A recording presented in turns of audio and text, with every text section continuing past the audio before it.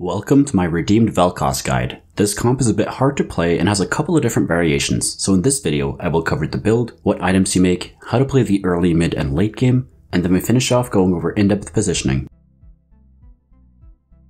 The build is extremely flexible, and the only synergy Velkoz really needs is 3 Redeemed. And these are the core units for the comp. Rel is a redeemed unit, and she also provides a great amount of CC and shielding. Garen shreds magic resistance to let Velkoz do more damage, and he also does a good amount of damage himself. The rest of the units you play will depend on what you hit and what you need, but I often find myself running this board at level 8. Here we have Nautilus as an ironclad Nightbot, Ryze as a Mystic and an anti-assassin unit, Kindred for Mystic and to give one-shot burst protection, and Zyra for 2 Spellweavers and also to provide some backline CC. Lux is a redeemed Mystic and also provides a great amount of shielding. Another variation lets you run 2 Invokers with Ivern Volibear. Or you can go for the 4 Spellweaver variation that is a bit weaker than the other variations, but this one is also a lot cheaper. One thing I will note is that you almost never want to go for 6 Redeemed, and the reason is that we have to play 2 of either Aatrox, Leona, Varus, or Kayle. Aatrox and Leona are 1-cost units, so they will get heavily outscaled by other frontliners. Varus and Kayle don't fit into this comp at all, and Varus only buffs the frontline, and Kayle needs an incredibly powerful frontline to help her get to her final form. If this was a bit confusing to you or you are a newer player, I recommend you just stick to this variation until you get more comfortable with the comp. I will go more in depth on which variation you want to run in the late game part of the video. Velkoz is the primary carry for this comp, so we prioritize making items for him first. He has 1 core item, and that is Spear of Sojin. This is to let him cast multiple times during a fight, and also if you tech into Invoker, he gets more than 20 mana per auto attack, so it's only 4 autos to cast. The second item we put on him wants to be a damage item. This wants to be Jewel Gauntlet or any death cap. Shadow Jewel can work, but you will need a healing item as your third item in that case. And the third item for Velkoz depends on what you need. The best healing item is Shadow Hajj, Gunblade, then a regular Hajj. This is great if there's a lot of splash damage in the lobby, and also to make sure that Velkoz doesn't die from shadow items. Another third item that can work is IE if you build Jewel Gauntlet, or a defensive item like GA or QSS can also work. Situational items like Shadow Giant Slayer or Giant Slayer can also work. Some other great items to build for this comp are Zizirot from our frontline, any GA on Rel to make her cast at least once if not twice or more during a fight, any Morello on Garen or Volibear, Warmogs for Garen, and you can never go wrong with building a Shroud or Zephyr late game. The rest of your tank items wants to go on your strongest 2-star tank, which will be Garen or Rel in most cases. The carousel priority for this comp is Sword, Rod, Glove, then Tear.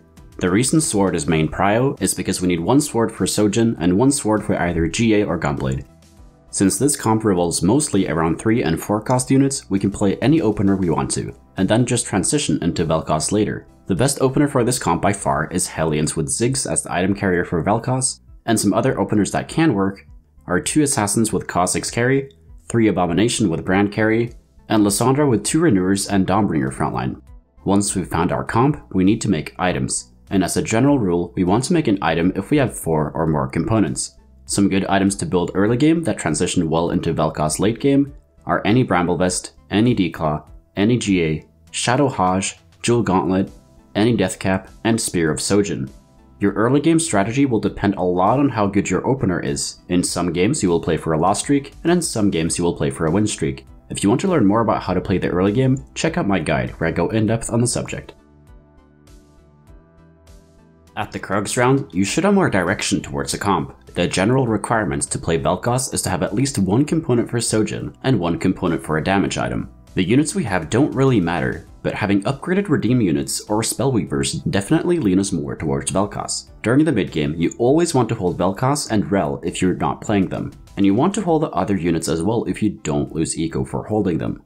If you are weak in the mid game, typically around 70 to 60 HP and loss streaking, one option is to roll at level 6 to stabilize. We do this to make sure we're able to go level 8 later in the game. How much you roll depends on how strong the lobby is, but try not to go below 20 gold. Some good boards to stabilize with at level 8 are 5 Hellion with Ziggs or Brand as the item holder, Katarina with 3 Forgotten as the item holder, Lissandra with 3 Coven and 2 Renewer as the item holder, or Yasuo with Nightbringers as the item holder.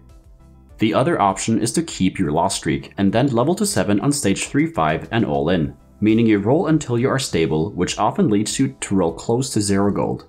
You're generally looking to stabilize off of Velkoz 1-star and then build a board around him. What you end up with will depend from game to game, but it wants to look something like this. This strategy is very risky, and although you have a lot of gold to roll through, you will also be very low on HP. So to pull this off properly, you need to be very fast at rolling, while also being able to be flexible with the units you pick up. Therefore, I do not recommend you pull this off if you are a newer player. During the mid game, it is important to scout.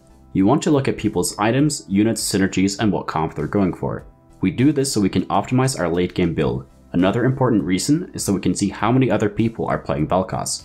This comp can support 2 to 3 players at max, so if you see more than that going for it, consider pivoting to another comp like Karma or Heimerdinger. At the Wolves round, you want to be level 7, and from here you have 2 different options. You can either roll at level 7 or you can roll at level 8. In general, you prefer to roll at level 8 as you can hit legendaries there. But for this comp, we only really need Garen, so rolling at level 7 is not as bad as with other comps. The games where you roll at 7 are when you're 70 to 60 HP or lower, you're lost streaking, or if you have a lot of other players that are rolling down. When rolling down at 7 on stage 4-1, it is very similar to rolling down on 3-5. You want to stabilize with a board that looks something like this. The goal from there is to go level 8 on 5-1, and then roll there for the rest of your comp. So try not to roll below 10 to 20 gold, as we still need the money to go level 8 later in the game. If you find yourself in the spot to fast 8, the goal is to level to 8 on 4-5 and then roll there. If you don't have at least 30 gold or more on 4-5 after leveling to 8, you might want to roll at 7 instead and then have to go level 8 on 5-1. Before you roll at level 8, it is very important that you know which units you're looking for. This is where all the previous scouting we've done comes in handy. With the information on what the rest of the lobby is playing, we can more easily tech in synergies and units that benefits us the most against the current lobby. The most basic ones is to fit in Mystics versus AP comps and Ironclad versus AD comps. And if you want to learn more about how to adapt your board late game, you can check out my guide where I go in depth on the subject. But if you're watching this video in the first couple of days after it's being posted, that video will not have been made yet. Once you've hit your board at level 8, you have 3 different options from there. The first one is to roll for Velkoz 3-star. This is definitely the first or 8th kind of play, as it is a bit risky. Therefore, I only do this if I have 5 to 6 Velkozes or more. I am uncontested, and I also have enough gold and HP to do a second large roll down later. The second option is to go level 9. This will require you to be relatively healthy, typically 40 HP or more, and it also requires you to have 2-starred the vast majority of your non-legendary units. But the more HP and gold you have, the less 2-stars you generally need, as you will still be able to make it to level 9 sooner and also with more gold. The goal is to go level 9 on either stage 6-1 or 6-2 in most cases. If you're high rolling and you're able to go level 9 with a lot of gold, the most capped version of this comp looks like this. This comp is very expensive to pull off, so you will only be able to do this in a couple of your games. The third option is to keep donkey rolling at level 8. You will do this when you're not in a situation where you can go level 9 or to go for 3-star Velkoz. You will do this when you're still missing multiple 2-star units after your first level 8 roll down and you're sitting on multiple pairs.